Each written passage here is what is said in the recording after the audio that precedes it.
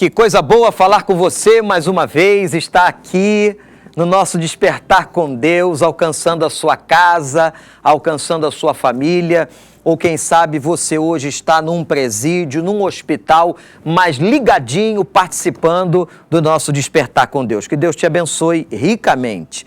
Nós vamos começar o nosso programa apresentando um testemunho, hoje é dia dos nossos testemunhos, testemunho maravilhoso de uma família.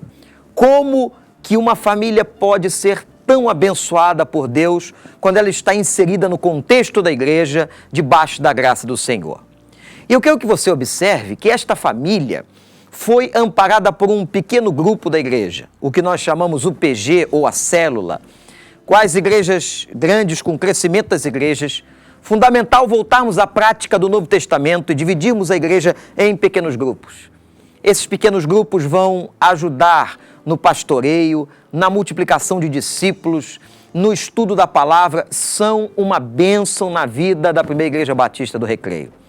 E esta família, que veio passando um problema muito sério, muito grave, que você vai assistir, foi muito abençoada pela intervenção de um pequeno grupo que Deus usou para ser um intercessor pelo problema que eles estavam vivendo.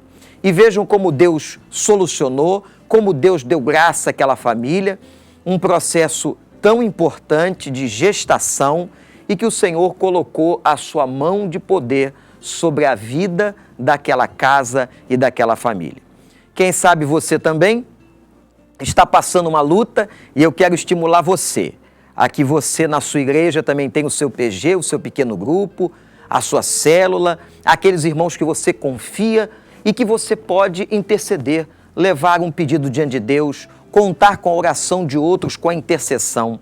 Preste atenção nesse testemunho e logo em seguida eu vou voltar refletindo na palavra de Deus com você, num texto que tem tudo a ver com o que vamos assistir agora e ainda eu quero, no final do nosso programa, orar pela sua vida. Portanto, fique ligadinho aí, não saia daí, nós estamos começando o nosso Despertar com Deus.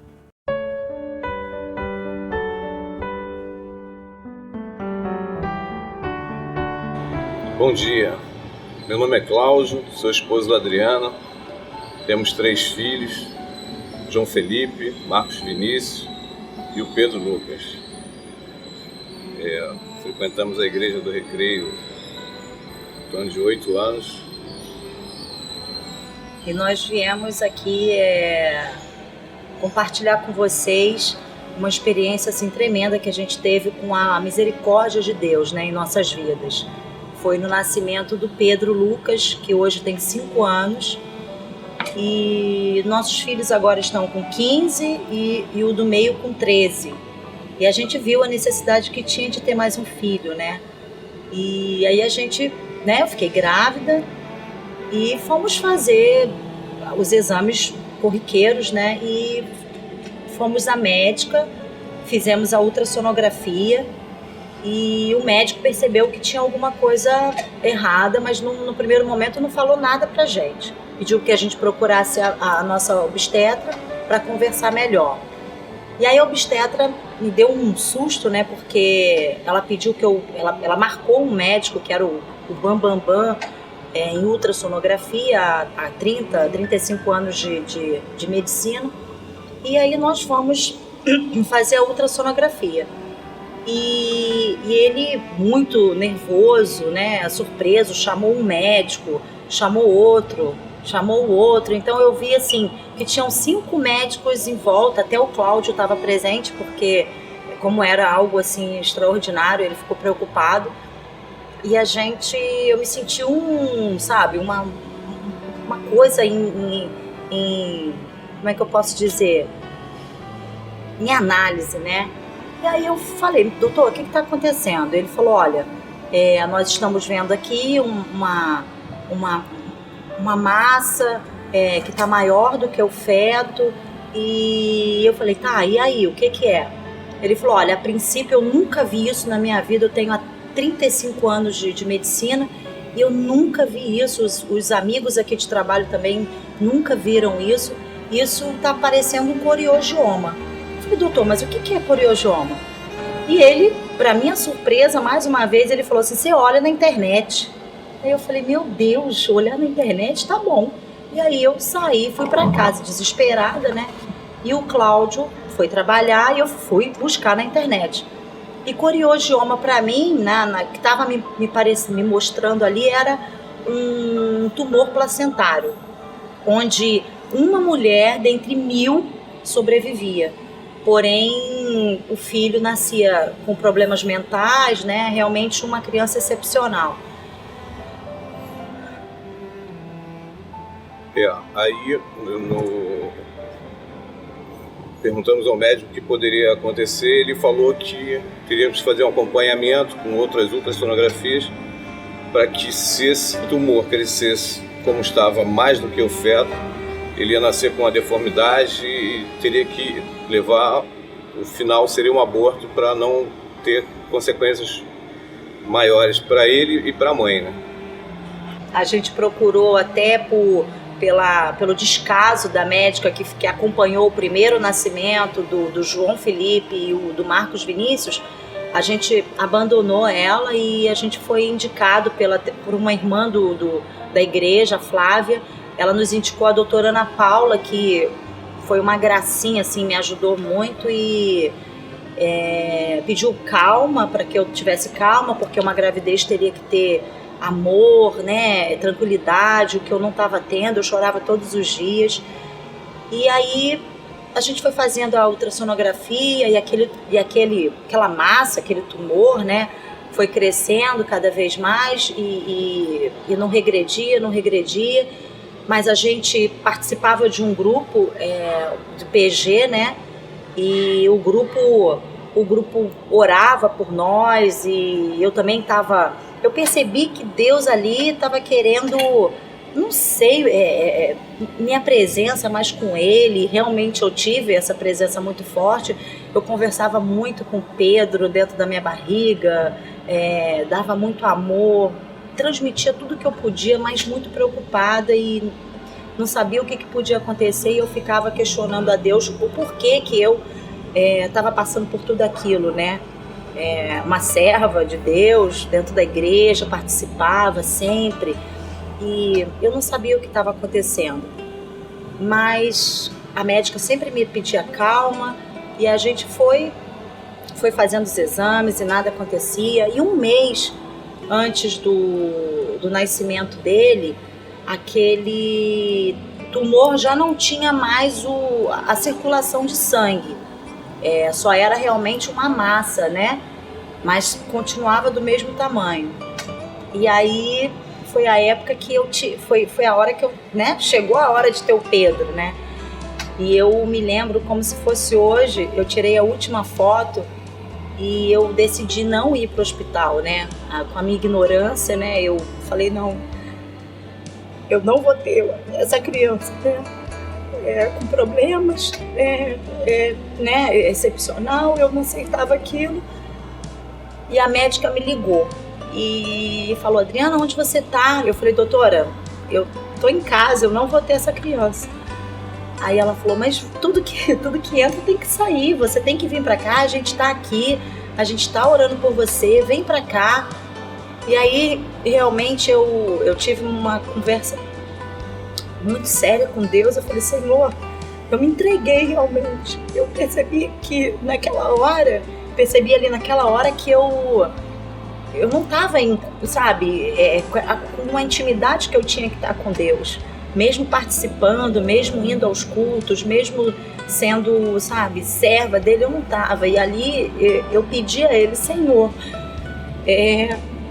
eu preciso que o Senhor me dê uma resposta. Se eu tiver que ter essa criança, é porque é da sua vontade e eu sei que eu consigo, né? O Senhor vai me ajudar, mesmo que ele seja especial. E realmente eu tive essa conversa com ele e fui para o hospital nervosa, minha pressão subia, descia, e todo mundo muito preocupado com o que tá, né, no meu estado ali. Mas graças a Deus deu tudo certo e eu nervosa e o anestesista conversando comigo, né, para que eu não ficasse nervosa. E aí ele falou assim, mãe, agora vamos ter o Pedro. E aí ela já tinha feito tudo, já tinha aberto a barriga, já tinha feito tudo. E aí, quando eles abaixaram o pano, a médica falou assim: mãe, fica tranquila, ele tem 5 dedinhos. E aí eu vi que a misericórdia de Deus é muito grande, sabe? As pessoas orando conosco, e ele realmente me provou. E aí nasceu o Pedro, e realmente ele é muito especial. Ele é uma criança maravilhosa, ele nos traz alegria. E até eu esqueci de contar que quando eu soube desse problema, eu não tinha me batizado, né? Eu já estava na igreja há 4 anos e eu não tinha me batizado. E foi ali, com essa experiência, com essa dor, que eu e o Cláudio, né? Eu grávida, a gente se batizou. E isso fez com que a gente se aproximasse muito mais de Deus, sabe? Então a gente quer dizer para vocês que a experiência com Deus é muito maravilhosa, é gratificante, é inexplicável. É um amor assim que é inexplicável. Esse aqui é o Pedro, essa criança especial que Deus nos presenteou, né? Nos deu a bênção de estar na nossa vida, e ele também é um servo de Deus.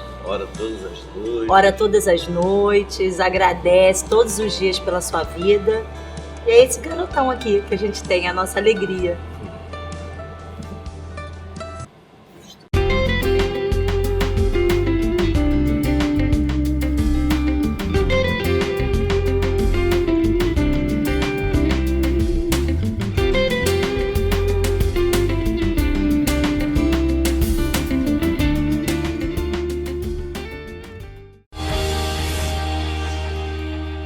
As doenças cardiovasculares são responsáveis por 40% das mortes no Brasil. O sal, fumo, bebida alcoólica, gordura, obesidade e o diabetes aceleram o aparecimento da hipertensão arterial. A hipertensão ou pressão alta é uma doença sem sintoma, transmitida de pai para filho. O diagnóstico é feito através da medição da pressão arterial, que deve ser feita a cada 3 meses. O controle da hipertensão é feito através da medicação, exercícios e perda de peso. Cuide-se!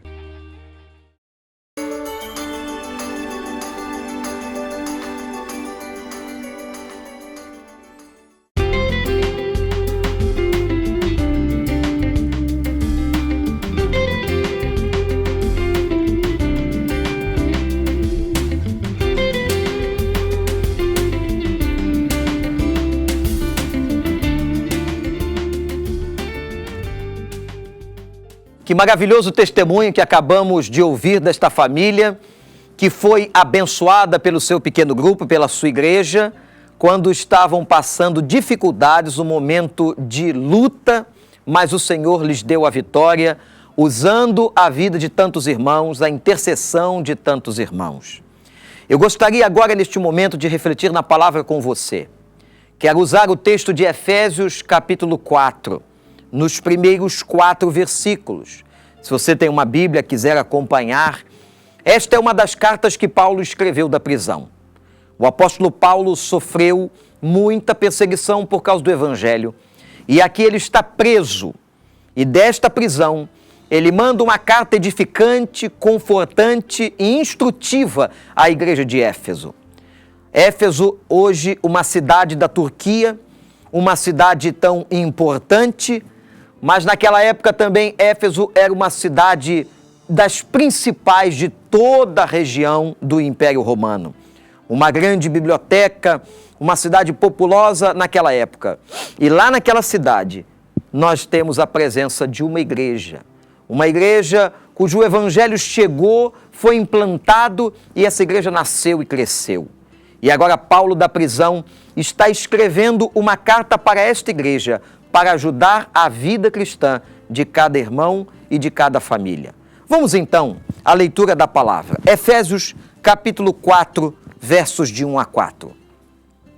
Rogo-vos, pois eu, o prisioneiro do Senhor, que andeis como é digno da vocação com que fostes chamados, com toda a humildade e mansidão, com longanimidade, suportando-vos uns aos outros em amor, procurando diligentemente guardar a unidade do Espírito no vínculo da paz. Há um só corpo, um só Espírito, como também fostes chamados em uma só esperança da vossa vocação. Meu querido telespectador, a carta de Efésios é uma das cartas mais doutrinárias e instrutivas de todo o Novo Testamento e eu desafio você a lê-la, a aprender com ela como que podemos ser igreja e viver igreja, como ser cristão e viver este evangelho, esse cristianismo. E Paulo aqui no capítulo 4 está fazendo um apelo e começa com um apelo dramático. Eu rogo-vos, eu imploro, eu que estou preso no Senhor, estava preso por causa da palavra do Senhor, que vocês andem de maneira digna da vossa vocação. A vocação do Evangelho, a vocação para a qual foram chamados na conversão, a viverem em Cristo e com Cristo. Paulo está dizendo, vivam dignamente a vocação com que vocês foram chamados. O apóstolo Paulo aqui nos ensina basicamente no início deste capítulo, versículo 2, 4 maneiras, 4 modos como as pessoas e as igrejas deveriam andar, como Éfeso deveria andar. Primeiro, com toda humildade. O espírito humilde é o espírito que Deus abençoa. Deus rejeita o soberbo e dá graça a uma pessoa humilde. Humildade não tem a ver com pobreza física. Tem muita gente pobre que não é humilde. A humildade tem a ver com o espírito, tem a ver com a submissão, tem a ver com o reconhecimento das suas próprias fraquezas.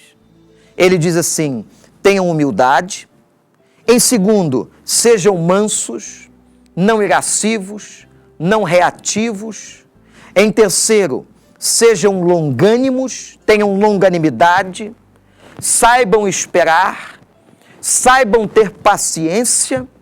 E o quarto conselho que Paulo dá, suportando-vos uns aos outros em amor. Esta expressão suportar o outro é muito interessante. O texto grego aqui é como se estivesse falando de um elástico que você vai esticando, aumentando o seu tamanho até o seu limite máximo. Suportar é isso. É esticar o nosso elástico de todas as formas, de todas as maneiras. Paulo está aconselhando o seu quarto conselho para que aquela igreja viva a vocação que recebeu de Deus, é que aprendam a suportar. É que aprendam a esticar o seu elástico para viver em amor. Nós devemos viver em amor nos nossos pequenos grupos, nas nossas igrejas, na sociedade. Aliás, a Bíblia diz que a maneira pela qual a igreja se tornará conhecida, oração de Jesus em João 17, é pelo amor. O amor é a maior pregação evangelística da igreja. Viver o amor é a grande cruzada evangelística da igreja. Portanto, Paulo deixa esses 4 conselhos: a humildade, a mansidão, a longanimidade e o suportar em amor. E ele diz ainda, versículo 3, procurando diligentemente guardar a unidade do Espírito, Espírito com letra maiúscula, a unidade do Espírito de Deus, no vínculo da paz. A responsabilidade de termos paz, de vivermos em unidade na igreja é nossa. Temos que guerrear a favor da paz. Aí sim, temos que lutar pela paz. Temos que procurar a paz. Temos que procurar manter esta unidade em Cristo Jesus, o nosso Senhor. E Paulo ainda diz, há um só corpo, somos um corpo só, cujo cabeça é Cristo Jesus. Há um só Espírito de Deus, como também nós fomos chamados na mesma esperança e na mesma vocação. Meus queridos telespectadores, o texto é claro quando fala do corpo de Cristo, da unidade do vínculo do Espírito Santo. O corpo do Senhor, a igreja do Senhor, os crentes, os salvos, aqueles que amam a Deus, devem buscar viver de tal forma que honrem o nome de Deus. As nossas igrejas, e estamos falando tanto sobre igreja neste mês de abril, falando desta relação do discípulo para com a igreja. o discípulo e a sua igreja, o discípulo como parte da igreja, temos que aprender a como viveremos esta unidade no corpo de Cristo. Aquele que se converteu está inserido nesse corpo, é parte deste corpo, recebeu dons para viver neste corpo. Portanto, você que nos assiste nesta manhã, que viu esse testemunho, que agora observa esta passagem, pode fazer a ponte e a ligação. Como esta família, inserida no corpo de Cristo, foi abençoada por todo o grupo, abençoada pelo restante da igreja, da sua congregação. Esta ligação é fundamental. Esta ligação de amor, de zelo, de afeto. É para isso que somos igreja também, para nos ajudarmos mutuamente, para intercedermos uns pelos outros. Somos membros do mesmo corpo, vivemos no mesmo corpo, devemos amor um ao outro, cuidado um ao outro. E é por isso que nós temos incentivado a cada igreja a que viva como Paulo adverte a igreja de Éfeso. Há um só corpo, um só espírito, como também fostes chamados em uma só esperança da vossa vocação. A família que agora acabamos de ver o seu testemunho foi uma família abençoada por Deus no contexto da sua igreja local, a primeira igreja batista do Recreio. Lá no seu pequeno grupo, no seu grupo de intimidade, puderam ter intercessores, puderam ter o cuidado e o carinho representativo de toda a congregação. Portanto, que você possa buscar isso para a sua vida. Não viva isoladamente, não viva longe da igreja. Não pense que você pode viver o seu cristianismo sem o povo de Deus. Não, nós precisamos da igreja e Deus sabia disso e nos deu este corpo maravilhoso do qual Ele mesmo é o cabeça, Cristo Jesus nosso Senhor.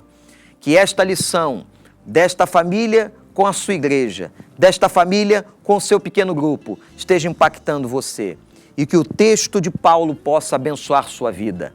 Vivam de maneira humilde, mansa, longânima e suportando-vos uns aos outros e que vocês entendam que são um corpo em Cristo. Busquem essa unidade, o vínculo da paz, lutem para que vocês possam viver em harmonia, em amor, em Cristo Jesus. Eu volto já já para nós concluirmos o nosso programa e eu quero ainda orar pela sua vida, pela vida das nossas igrejas e por você que provavelmente neste momento esteja numa situação difícil, mas o Senhor é contigo e o Senhor pode confortar teu coração. Eu volto já.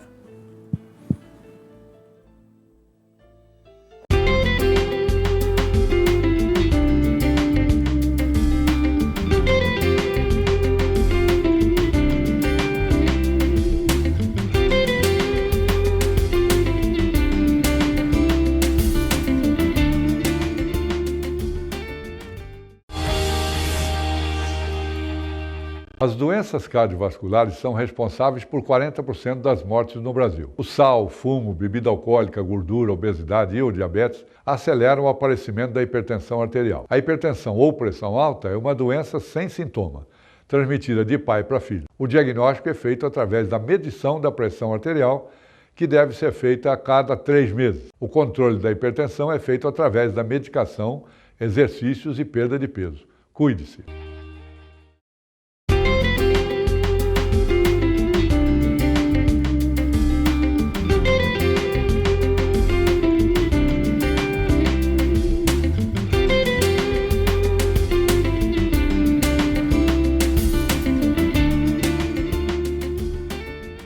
Chegou agora o nosso tempo de oração e nós queremos orar por você, orar pela sua vida, sua família, especialmente por você que ainda não tem uma igreja. Que você não se deixe impressionar por tantas coisas ruins, difíceis que você ouve sobre muitos lugares, mas tenha a convicção que há igrejas sérias que podem transmitir a você paz, alegria, unidade do corpo de Cristo. Nós vamos clamar por você, que Deus possa nos abençoar nesta reflexão de Efésios 4, a fim de que sejamos um corpo unido no Senhor, um corpo vivo que testemunhe verdadeiramente a fé de Jesus. Vamos orar, vou pedir a você pela sua casa, pela sua família. Concentre-se em Deus, feche os seus olhos para que não haja qualquer distração onde você estiver e vamos falar com o nosso Pai. Senhor Deus, eu te agradeço por esta manhã, pela vida de cada telespectador, de cada pessoa que nos ouve, que nos assiste. Senhor, te suplico pela saúde física, espiritual, emocional dessas pessoas, que o Senhor possa trazer cura àqueles que estão precisando. Ó Deus, abra portas de emprego àqueles que estão sem emprego. Dá, ó Deus, o alimento, o pão de cada dia às nossas famílias. Cuida das aflições de cada um, dê paz aos corações que nos assistem agora, dê tranquilidade, que o Teu Espírito Santo inunde esses lares e essas vidas nesse momento, em nome de Jesus. E, ó Pai, que essas pessoas possam não apenas aceitar a Jesus como Salvador, mas terem consciência da importância de estarem numa igreja séria e comprometida com a Tua Palavra. Ajude que cada um, ó Pai, possa encontrar esta igreja. Aqueles que já têm as suas igrejas, que o Senhor possa continuar abençoando e abençoa cada igreja desta cidade. Mas aqueles que ainda não a têm, Senhor, que eles possam encontrar, que o Teu Espírito os guie até uma casa de oração. Muito obrigado, Senhor, por esta manhã. Abençoa o restante do nosso dia e do nosso final de semana. Eu te suplico, em nome de Jesus, por quem oro. Amém e amém. Que Deus abençoe a sua vida, que o seu dia seja maravilhoso. Amanhã nós vamos estar aqui no último dia desta semana, sexta-feira, vamos estar orando por você no nosso Despertar com Deus. Eu quero te fazer um convite. Hoje, às 20 horas, na Primeira Igreja Batista do Recreio, na rua Helena Manela 101, teremos um culto muito especial. Você é nosso convidado, venha com a sua família e, se quiser, no final de semana, aos domingos, grandes celebrações com o povo de Deus, às 10h15 da manhã, às 17h30 e às 19h30. Você pode optar num desses cultos, todos eles muito abençoados pelo Senhor. E saiba que a família Recreio, a Igreja Batista do Recreio, está de portas abertas para você e para todos os seus. Se você está buscando uma igreja para adorar ao Senhor, venha nos conhecer, venha fazer do Recreio a sua casa, a casa da sua família, a casa que é a casa do Senhor, a casa de oração. Deus nos abençoe, que o Senhor esteja contigo durante todo esse dia. E amanhã eu espero você aqui para mais um Despertar com Deus. Deus a todos nós nos abençoe.